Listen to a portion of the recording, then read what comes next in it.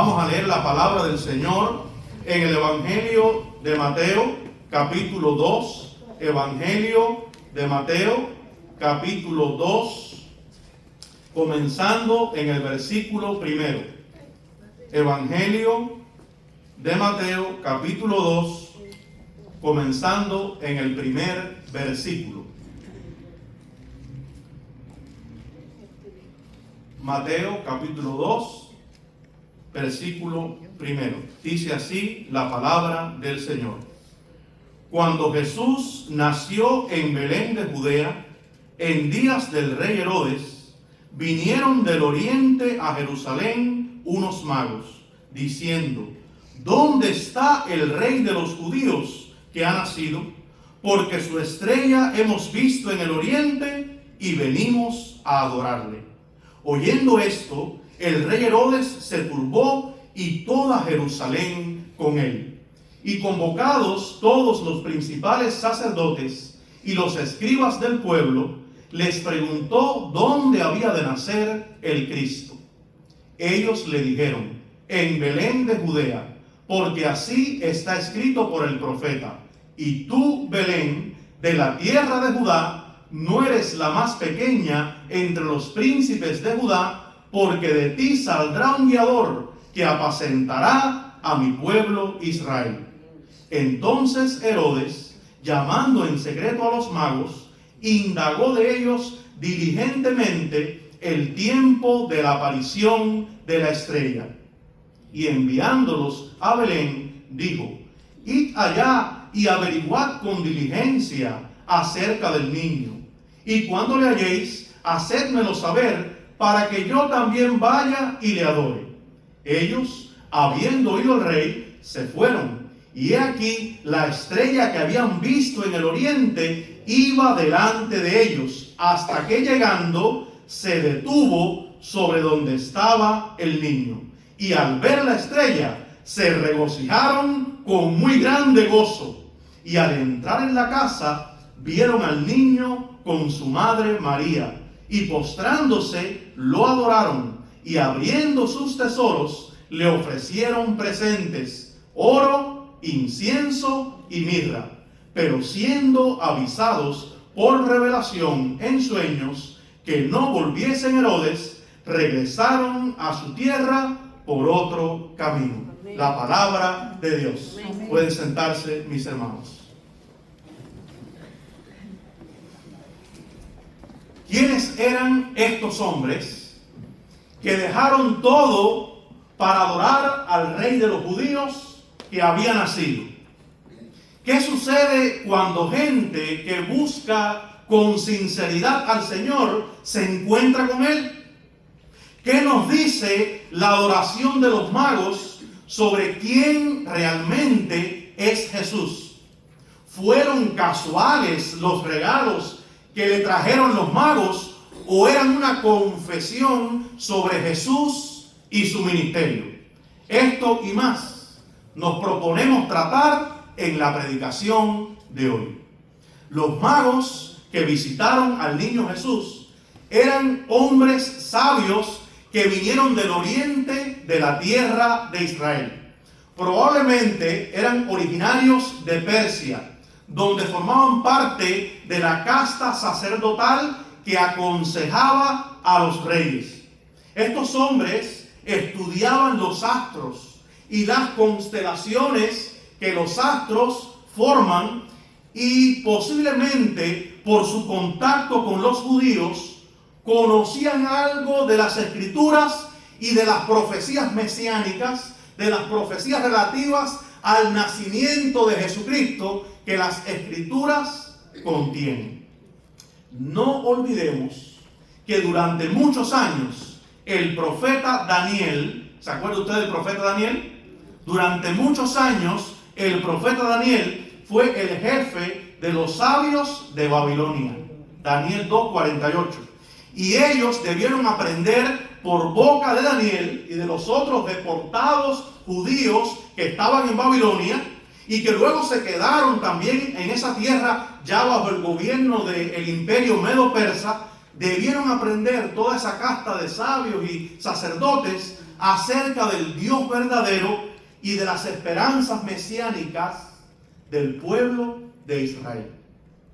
Estos sabios venían siguiendo una estrella, y esta estrella los condujo hasta la tierra de Israel. Esta estrella o astro tenía un carácter sobrenatural. No era algo ordinario, no era algo del mundo natural, no era algo que seguía una ley natural establecida por Dios, sino que tenía un movimiento sobrenatural, pues dice que esta estrella o astro se les aparece, pero también desaparece, y los va guiando, y dice que cuando llegó sobre el lugar donde estaba el niño, se detuvo.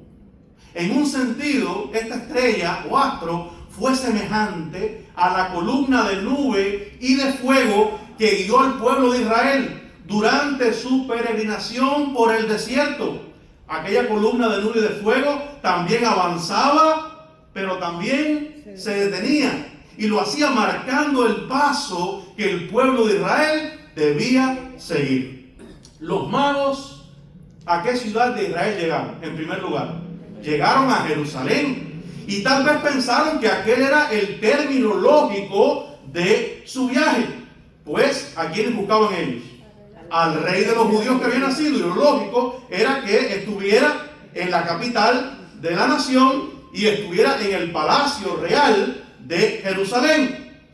Pero, sorpresa, allí no encontraron al recién nacido rey de los judíos. En su lugar se toparon con todo lo contrario. Se encontraron con Herodes el Grande, que haría lo posible por matar al niño. Allí en Jerusalén, ¿qué hicieron estos sabios del Oriente? Ellos indagaron, ellos preguntaron, porque ellos querían saber dónde estaba el rey de los judíos. Después de todo, habían venido desde muy lejos y con un propósito. ¿Cuál era el propósito que los hizo hacer ese viaje tan largo? Adorarle, adorarle. Mateo capítulo 2, versículo 2 dice: porque su estrella hemos visto en el oriente y venimos a adorarle. Usted también ha venido a adorar al Señor en esta tarde, ¿no es así? Estamos aquí porque hemos venido a adorar a Dios. Bendito sea el nombre de nuestro Dios. No hemos tenido que recorrer un trecho tan largo como los magos del oriente, gracias a Dios. No hemos tenido que venir montados en camellos bajo el ardiente sol del desierto, pero estamos aquí y el propósito es el mismo: adorar al Señor. Cuando los magos llegaron a donde estaba el niño, dice la escritura que lo adoraron y además le entregaron una ofrenda de adoración. Mateo 2:11 nos dice: y al entrar en la casa, noten que ya Jesús no estaba en el pesebre, noten que ya estaban ubicados en una casa, había pasado ya cierto tiempo. Y al entrar en la casa, vieron al niño con su madre María, y postrándose, ¿qué hicieron? Lo adoraron, adoraron al Señor, y abriendo sus tesoros le ofrecieron presentes. ¿Qué presentes le ofrecieron al Señor? Oro, incienso y mirra. Oro, incienso y mirra. Hoy vamos a detenernos en los tres elementos en que consistía esta ofrenda de adoración y en lo que significan.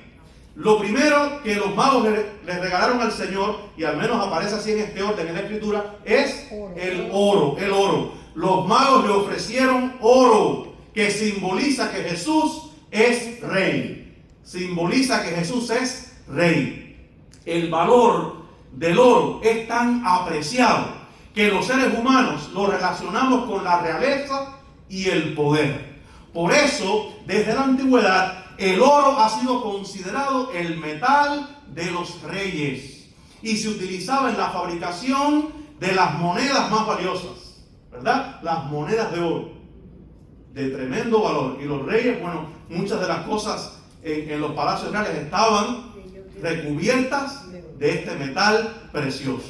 El oro aparece frecuentemente en el Antiguo Testamento como un símbolo de realeza y de poder. Por ejemplo, José, ¿usted se acuerda de José en Egipto? José fue honrado por el faraón mediante un collar de oro puesto en su cuello. ¿Se acuerdan cuando José sale de la cárcel y es hecho el segundo en el reino de Egipto? Faraón, entre varias cosas que le da, le pone un collar de oro. Eso está en Génesis 41, 42, donde leemos: entonces Faraón quitó su anillo de su mano y lo puso en la mano de José, y lo hizo vestir de ropas de lino finísimo, y puso un collar de oro en su cuello. También vemos en el Antiguo Testamento que las coronas de los reyes solían ser también de este material, de oro. Leemos en 2 de Samuel, capítulo 12, versículo 30. Dice allí: y quitó la corona de la cabeza de su rey. Este fue un rey que los judíos conquistaron, la cual pesaba 1 talento de oro y tenía piedras preciosas, y fue puesta sobre la cabeza de David. Así que David tomó esa corona tan preciosa de oro para sí, porque él fue el vencedor, y sacó muy grande botín de la ciudad. Además, en el Antiguo Testamento sabemos acerca de otro rey, el rey que estuvo en el esplendor del reino unificado, y fue el rey Salomón. Se nos dice que la renta anual de Salomón ascendía a 606 talentos de oro, 666 talentos de oro.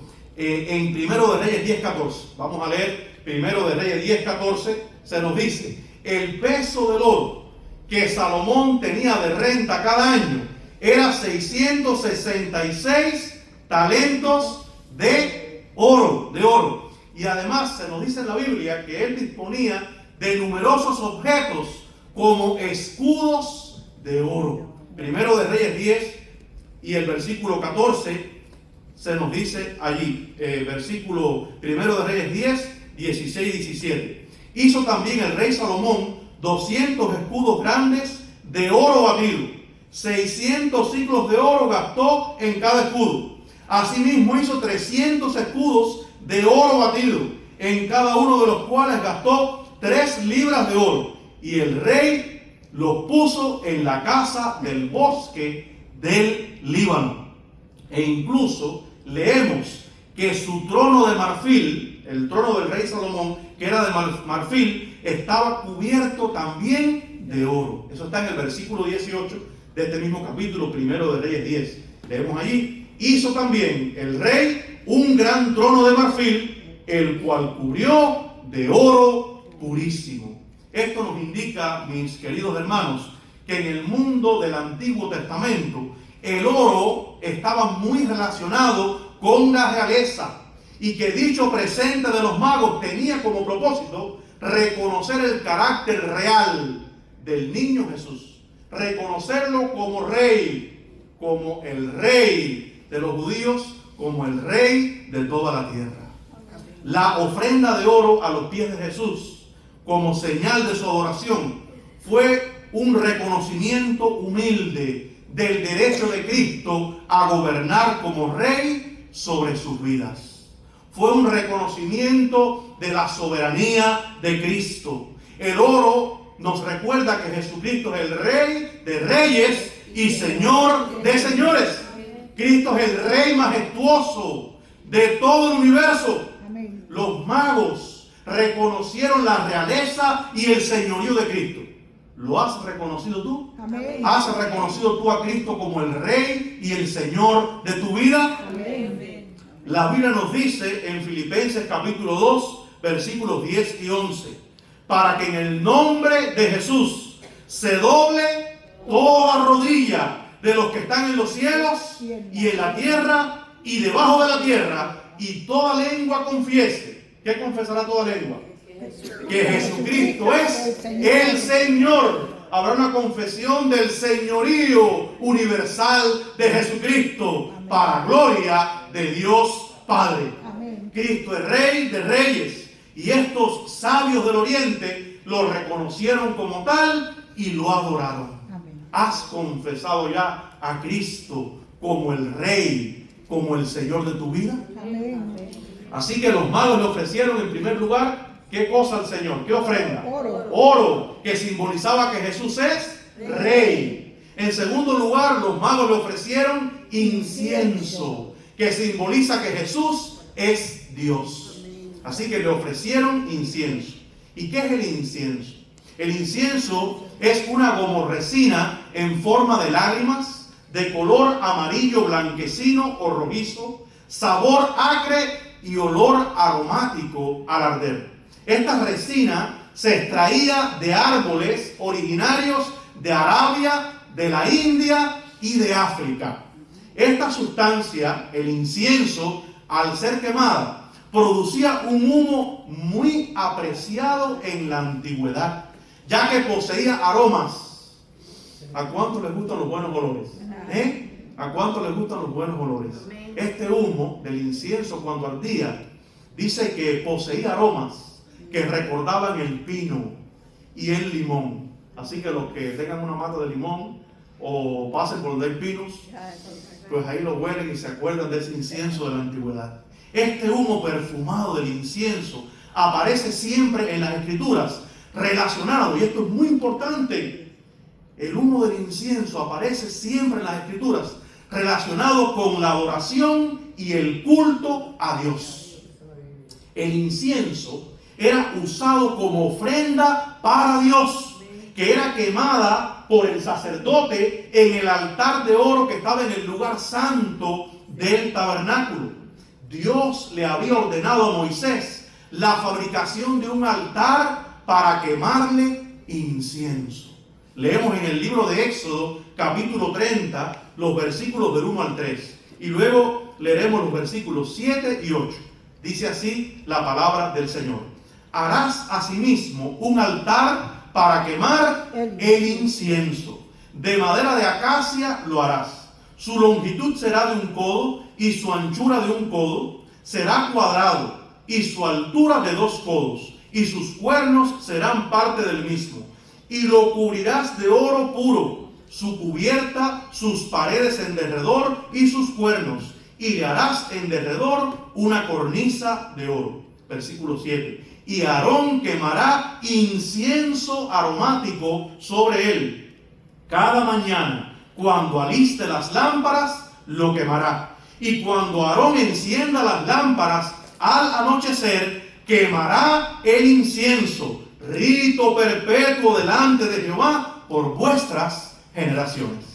Mis queridos hermanos, el incienso también fue utilizado en la adoración a Dios en el templo de Jerusalén. Dice Primero de Reyes, capítulo 9, versículo 25. Y ofrecía Salomón 3 veces cada año holocaustos y sacrificios de paz sobre el altar que él edificó a Jehová. Y quemaba incienso sobre el que estaba delante de Jehová después que la casa fue terminada.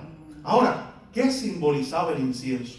Porque todas las cosas que estaban en el tabernáculo primero y luego en el templo de Jerusalén eran simbólicas, apuntaban hacia realidades espirituales. La Biblia nos dice en el libro de Apocalipsis que el incienso que se quemaba delante de Dios simbolizaba las oraciones que los cristianos dirigimos a Dios. Así que, ¿qué simbolizaba el incienso? Las oraciones. Y dice que el sacerdote quemaba incienso en la mañana y también tenía que quemarlo en la tarde. Abrimos el día en oración buscando el rostro de Dios, dándole gracias, encomendándonos en sus manos, pidiendo su bendición. Y cerramos el día también en oración, dándole gracias a Dios por el día, pidiéndole perdón por nuestras faltas y pecados, suplicando su bendición y su protección. Dice Apocalipsis capítulo 8, versículos 3 y 4. Otro ángel vino entonces y se paró ante el altar con un incensario de oro, y se le dio mucho incienso para añadirlo a las oraciones de todos los santos sobre el altar de oro que estaba delante del trono, delante de la presencia de Dios. Y de la mano del ángel subió a la presencia de Dios el humo del incienso con las oraciones de los santos. Alabado sea el Señor. Cada vez que usted se postre en oración, cada vez que nos congregamos como iglesia para orar, se está elevando una nube aromática de incienso agradable, espiritual, ante la presencia de nuestro Dios. Amén. Bendito sea el Señor. Amén. La ofrenda de incienso que los magos le hicieron al niño Jesús como parte de su adoración a Él, porque ellos vinieron ¿a qué? A adorarle. Era un reconocimiento de su divinidad, de la divinidad de Cristo, del hecho de que Cristo es Dios. Él es el Verbo eterno que habitaba desde el principio en el seno del Padre. Juan 1:1 dice, en el principio era el Verbo, y el Verbo era con Dios, y el Verbo era Dios. Y recibió el incienso como manifestación de su divinidad. Así que los magos le ofrendaron a Cristo en primer lugar oro, que simboliza que Jesús es Rey. En segundo lugar, le ofrecieron incienso, que simboliza que Jesús es Dios. Y en tercer y último lugar, los magos le ofrecieron mirra, que simboliza que Jesús es hombre y que vino a morir. Que vino a morir. Mira, toda persona que nace en este mundo nace para vivir, no para morir. Se sabe que va a morir en algún momento, pero ¿para qué nace? Para vivir, para vivir. No se está pensando en la muerte desde el primer momento que nace la persona. Todo es alegría, porque uno piensa que hay una vida por delante, aunque allá está la realidad de la muerte. Pero Jesús, desde que nació para morir. Porque el objetivo de su nacimiento en Belén era ser clavado en la cruz del Calvario para abrirnos las puertas de la salvación. Al igual que el incienso, la mirra es también una sustancia resinosa y aromática. La mirra es una gomorresina en forma de lágrimas, amarga, aromática, roja, semitransparente, frágil y brillante en su estructura, que se obtiene del tronco de un arbusto, que es el arbusto de la mirra. Y ese arbusto es natural del noreste de África, de Arabia y Turquía. La mirra era una de las sustancias que transportaban a Egipto los mercaderes ismaelitas que compraron a José. ¿Usted se acuerda cuando José fue vendido por sus hermanos? ¿A quiénes se los vendieron? A unos mercaderes ismaelitas que venían, ¿verdad? Y dice la Biblia en Génesis 37, versículo 25, que la mirra era parte de los productos preciosos que ellos traían. Dice así: y se sentaron a comer pan, y alzando los ojos miraron, y he aquí una compañía de ismaelitas que venía de Galaad, y sus camellos traían aromas, bálsamo y mirra, e iban a llevarlo a Egipto. Y la mirra se consideraba, ya desde esa época tan antigua, uno de los mejores productos de la tierra.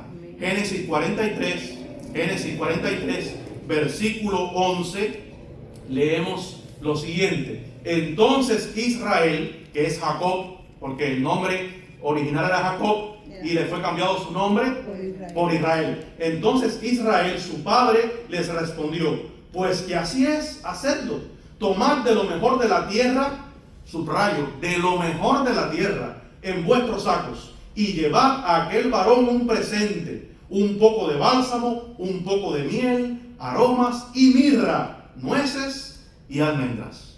En la antigüedad la mirra fue una sustancia muy apreciada, ya que se usaba para elaborar perfumes muy caros y también aceites. De hecho, la mirra era uno de los ingredientes utilizados para fabricar el aceite de la santa unción que se empleaba en los servicios del tabernáculo. Dice Éxodo capítulo 30, versículos 22, 23 y 31. Habló más Jehová a Moisés diciendo: tomarás especias finas, de mirra excelente 500 siclos. Y luego el 31 dice: y hablarás a los hijos de Israel diciendo: este será mi aceite de la santa unción por vuestras generaciones. ¿Y cuál era uno de los ingredientes? La mirra, la mirra. El uso de la mirra como perfume es mencionado en los Salmos, Proverbios y Cantares.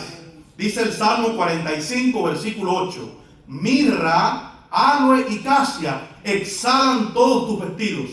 desde palacios de marfil te recrean. Dice el Proverbio 7, versículo 17. He perfumado mi cámara con mirra, aloes y canela. Y dice el Cantar de los Cantares, capítulo 5, versículo 5, y luego el capítulo 1, versículo 13. Yo me levanté para abrir a mi amado, y mis manos gotearon mirra, y mis dedos mirra, que corría sobre la manecilla del cerrojo. La mirra también era usada en la elaboración de ungüentos para la purificación de las mujeres. El mundo de los cosméticos es muy antiguo, mis hermanas. El mundo de los cosméticos es muy antiguo. Leemos en el libro de Esther capítulo 2, versículo 12.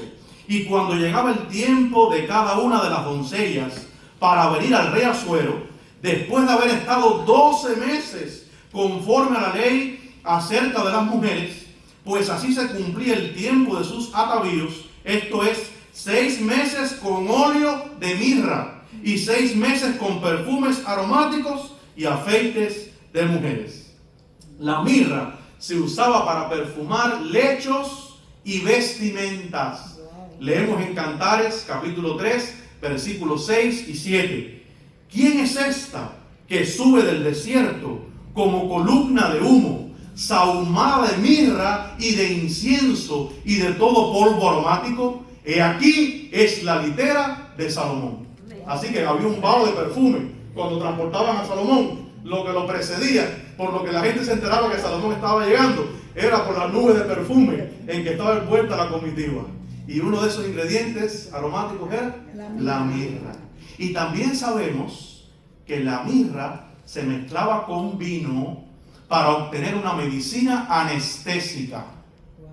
En el Evangelio de Marcos, capítulo 15, versículo 23, se nos dice: y le dieron a beber vino mezclado con mirra, mas él no lo tomó. Asimismo, la mirra se empleaba para el embalsamamiento de cadáveres. Nicodemo trajo alrededor de 100 libras de mirra y aloe para preparar el cuerpo de Jesús para la sepultura después que lo bajaron de la cruz. Dice Juan 19:39. También Nicodemo, el que antes había visitado a Jesús de noche, vino trayendo un compuesto de mirra y de aloes como 100 libras. Al tener la propiedad de perfumar el aire, la mirra se usaba en los funerales con el fin de amortiguar los malos olores de los cadáveres. La mirra nos recuerda que Cristo padeció la muerte por nosotros en la cruz. En la ofrenda de la mirra que los magos hicieron al niño Jesús, vemos que Cristo es el Hijo del Hombre que ha de sufrir y derramar su sangre por salvar a la humanidad perdida. Amén. Mis queridos hermanos, los magos del Oriente le trajeron oro, incienso y mirra a Jesús como ofrenda de adoración. El oro le fue dado a Cristo como rey, el incienso como Dios y la mirra como hombre que iba a morir en la cruz por nuestra salvación. Al igual que en el caso de los magos, la ofrenda es parte de nuestra adoración a Dios. Es parte del culto a Dios desde el principio. Pero no se trata solo de darle de lo que tenemos al Señor, sino, más importante todavía, darle lo que somos, ofrendarnos nosotros mismos a Dios. Hoy les invito a traer el regalo de nuestra propia vida al Señor, porque Él ya nos ha dado el regalo más grande, la salvación y la vida eterna. ¿Quieres recibir el regalo que Cristo trae y rendir tu vida a sus pies? Amén. Si ese es tu deseo, te invito a ponerte en pie y vamos juntos a orar al Señor. Padre Celestial, bendecimos tu nombre. Te damos gracias, Señor, porque desde una tierna edad el mensaje de Jesucristo llegó a las naciones paganas. te damos gracias que la bendición de la salvación desde el mismo inicio no se quedó encerrada en el territorio de Israel, sino que también fue compartida a estos sabios que vinieron del oriente, representantes del mundo gentil, por los cuales Cristo también vino a morir.